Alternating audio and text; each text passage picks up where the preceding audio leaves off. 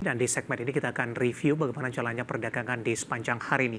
Di mana jelang libur akhir pekan, pemirsa, indeks harga saham gabungan kembali mengalami koreksi yang cukup dalam dan semakin tertekan ke 7.100-an. Dan kami ingatkan kembali, Anda masih bisa berpartisipasi di WhatsApp interaktif kami di 0812 di 8788 di 3723 seperti yang tertera di layar televisi Anda nantinya. Dan saat ini kami sudah terhubung melalui Zoom bersama dengan Bapak Yosep Gabetua yang merupakan Senior Analyst of Creative Trading System. Kita akan langsung sapa saja. Pak Yosep, selamat sore. Apa kabar, Pak? Selamat sore, Mas David. Kabar baik. Terima kasih Pak Yosep sudah meluangkan waktu di IDX Channel. Tapi tampaknya kabar kurang baik, Pak, datang dari indeks harga saham gabungan hari ini. Pelemahan dalam masih terus berlanjut dan sudah berada di level 7.100-an. Pak Yosep, sebelum kita ulas secara teknikal intraday hari ini, kita akan flashback, kita akan review sebentar Pak Yosep, di mana indeks harga saham gabungan sudah terkoreksi nih Pak, 10% dari level tertingginya di tahun ini. Bagaimana Anda melihat proses ataupun juga urutan dari teknikal pergerakan indeks harga saham gabungan pasca menyentuh ke level tertinggi intraday-nya di sepanjang masa, kemudian lebih cenderung tertekan hingga perdagangan hari ini? Iya, kalau misalnya kita melihat apa yang membuat IHSG akhirnya tertekan, padahal di tahun ini IHSG sempat menyentuh level tertingginya sepanjang masa itu di kisaran bulan September ya, di akhir kuartal 3. Jadi memang kalau misalnya kita ngelihat yang dominan membuat IHSG tertekan itu adalah saham-saham Big Bank, terutama saham seperti Bank BRI yang melemah. Kalau misalnya kita lihat year to date itu hampir 25% kayak gitu. Dan apa yang membuat saham BRI tertekan, kita bisa lihat di transaksinya itu besar banget aksi jual dari investor asing. Jadi ini menurut saya yang membuat IHSG cenderung tertekan.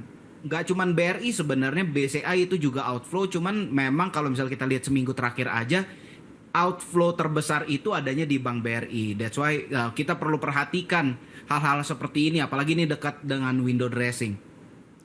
Baik, posisinya asing sampai sejauh ini masih masif jualan tidak Pak Yosep, atau sudah ada agak mereda ini dibandingkan dengan aksi jual yang dilakukan di beberapa pekan sebelumnya?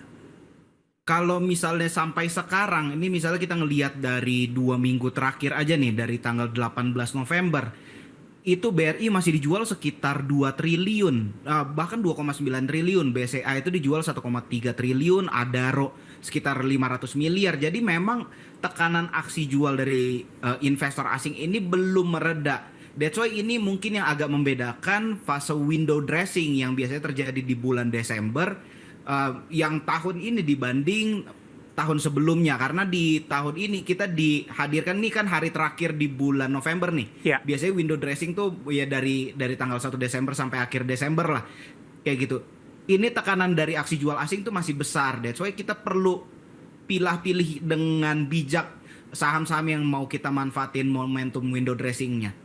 Oke, tapi secara keseluruhan, tadi Anda katakan berhubung di November ini, hari ini merupakan hari terakhir perdagangan dan kita akan memasuki perdagangan di awal Desember. Dari sisi siklus Pak Yosep, di setiap tahun November lebih cenderung tertekan? Iya. Dengan pelemahan dalam 1% hari ini, apakah ini mengkonfirmasi IHSG juga akan cenderung tertekan di sepanjang November 2024 ini? Sepanjang Desember mungkin maksudnya ya? November, Pak. Oh, sepanjang November. Kalau secara ini memang November itu misalnya kita ngelihat nih dari tahun 2000 itu jauh lebih banyak, ada 14 kali IHSG ditutup mengalami penurunan sepanjang bulan November. Jadi memang ini ada polanya. Tapi memang ada satu pola yang hampir lebih tinggi lagi chance-nya, peluangnya, yaitu ya di pola di bulan Desember. Karena di bulan Desember sejak tahun 2000 nih ya, itu 22 kali IHSG itu mengalami penguatan di bulan Desember. Kayak gitu. Jadi mungkin ya memang seperti itulah siklusnya. Jadi November itu dibuat sedikit lebih turun dulu untuk bisa beli di harga bawah supaya Desember bisa ibaratnya bisa window dressing lah, bisa mempercantik portofolionya. Baik, tapi dari sisi pandangan Anda, Pak Yosep, seberapa Ya. besar peluang window dressing terjadi di Desember tahun ini, mengingat dari situasi kondisi global yang masih belum berpihak, terutama dari sisi pasar domestik ini? Ya, kalau untuk apakah chance-nya seperti apa nih untuk window dressing di tahun ini? Mungkin kita harus lebih selektif. Kalau misalnya kita ngeliat dari tahun sebelumnya atau 2 tahun yang lalu, pilihan kita masih lebih banyak. Jadi investor asingnya itu cenderung nggak terlalu volatil bergerak. Mereka transaksinya nggak terlalu masif beli atau nggak terlalu masif jual, biasa-biasa aja. Tapi memang di periode yang sekarang ini posisinya itu masif jual. Jadi transaksi jualnya itu besar banget. That's why menurut saya kita perlu pilih-pilih. Misalnya contoh tadi pembahasannya Mas David, LQ45, saham mana aja yang memang mengalami penurunan, terus kita lihat aja yang investor asingnya tuh nggak menjual terlalu besar kayak gitu. Jadi yang aksi jual investor asingnya tuh cenderung lebih kecil. Kalau misalnya kayak BRI itu kan memang tertekan nih sepanjang bulan November ini atau secara year to date 25% pelemahannya, tapi aksi jualnya masih kencang. That's why saya nggak memilih saham BRI untuk momentum window dressing di tahun ini. Baik Pak Yosep, kesimpulannya window dressing tetap akan terjadi, kemudian momentum pelemahan merupakan momentum bagi para investor untuk memilih ini apa saham-saham yang akan dikoleksi jelang window dressing, tapi tetap memperhatikan saham-saham mana yang net sell asingnya cukup minim begitu. Nah pertanyaan selanjutnya adalah dari perbankan big cap, dari analisis Anda, saham-saham mana yang hari ini kembali tertekan cukup dalam untuk beberapa saham perbankan big cap yang paling Anda rekomendasikan kalau kita lihat dari sisi net sell asing yang tidak begitu masif kepada saham tersebut? Silakan Pak Yosep.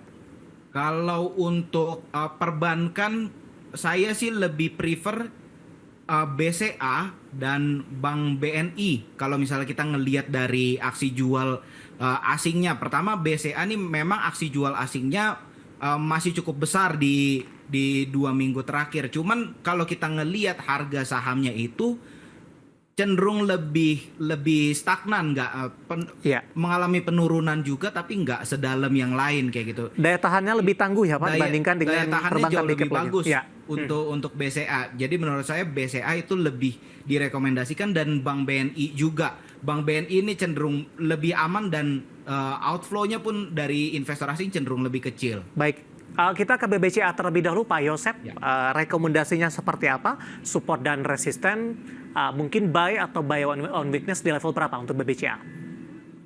Kalau untuk BCA saya cukup optimis. Kalau misalnya di harga sekarang pun ini relatif lebih aman kalau misalnya kita mau memanfaatkan momentum window dressing dengan support di 9.700 dan hopefully targetnya itu bisa sampai ke 10.400. Ya, penutupan hari ini di 10.000, tidak masalah Pak untuk masuk di minggu depan. Tadi supportnya di 9.000 berapa tadi Pak? 9.700. Oke, dengan target price di 10.400. Kita bergeser ke BBNI Pak Yosep. Oke, kalau untuk BNI sebenarnya kalau misalnya ngelihat harganya hari ini cukup oke lah kalau misalnya kita mau memanfaatkan momentum untuk masuk di harga 4.900, 4.800. Kalau misalnya dikasih turun sedikit lagi, menurut saya itu lebih oke, dengan support yang bisa kita pakai di 4.700 dan target profitnya di hopefully di akhir tahun ini bisa ditutup di 5.300. Baik. Untuk BBNI pemirsa, support yang bisa diperhatikan 4.900 sampai dengan 4.800, resisten hingga ke 5.300, penutupan hari ini di 4.980. Tapi secara keseluruhan Pak Yosep, secara teknikal cukup berat tidak Pak saham-saham perbankan big cap balik atau paling tidak mendekati ke level tertinggi yang pernah dicapai sebelumnya? Periodenya sampai akhir tahun? Iya. Kalau sampai akhir tahun, saya nggak terlalu optimis hal itu bisa terjadi, apalagi sampai balik ke level tertingginya. Cuman setidaknya kita manfaatin diskon-diskon di bulan November inilah untuk dapat harga yang lebih murah. Oke. Sudah ada pertanyaan masuk di WhatsApp interaktif kami. Ada Bapak Inder dari Bali menanyakan BMRI, Pak. Di harga berapa idealnya? Hari ini BMRI mengalami koreksi yang paling dalam. Pak Yosep, sudah direkomendasikan masuk tidak, Pak? Untuk Bank Mandiri sebenarnya ini cukup oke juga sih. Maksudnya aksi jual dari investor asing juga sebenarnya 11-12 antara Bank Mandiri dan Bank BNI.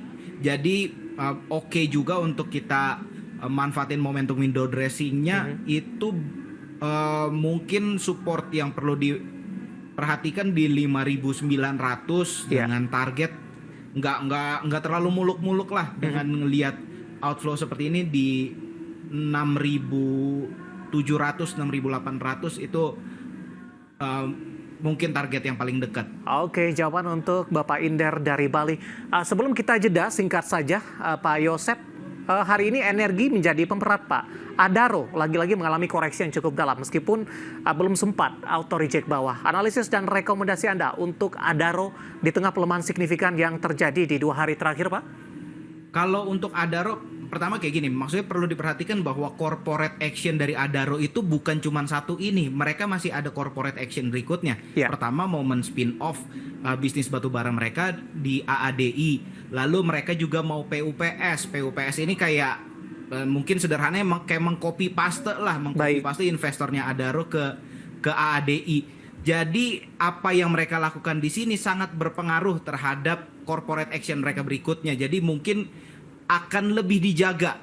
Kalau misalnya saya ngelihat momentumnya seperti ini, akan lebih dijaga aksinya supaya nggak terlalu dampaknya nggak terlalu parah untuk para investor. Karena kalau ngelihat penurunannya hari ini, itu artinya semua dividen yang didapat itu udah habis sama capital loss untuk tutupin capital loss. Baik, boleh langsung ke teknikal, Pak, untuk Adaro? Kalau untuk Adaro sendiri, saya masih cukup optimis bahwa saham ini bisa rebound. Setidaknya balik sampai level di awal tahun lah, kayak gitu. Jadi kalau misalnya untuk supportnya sih sebenarnya ini udah lewat dari support yang saya amati sebelumnya di 1.900 mungkin support terdekatnya ya. Sekarang dengan target nggak muluk-muluk ke level pembukaan awal tahun. Oke. Untuk Adaro, tapi sudah direkomendasikan buy on weakness paling tidak atau wait and see dulu? Singkat saja, Pak. Untuk yang lebih berani mungkin bisa langsung beli saham Adaro di awal pekan depan. Oke, Adaro hari ini ikut menjadi pemberat selain dari saham-saham perbankan big cap, dan lagi-lagi keputusan investasi tetap ada di tangan pemirsa IDX Channel.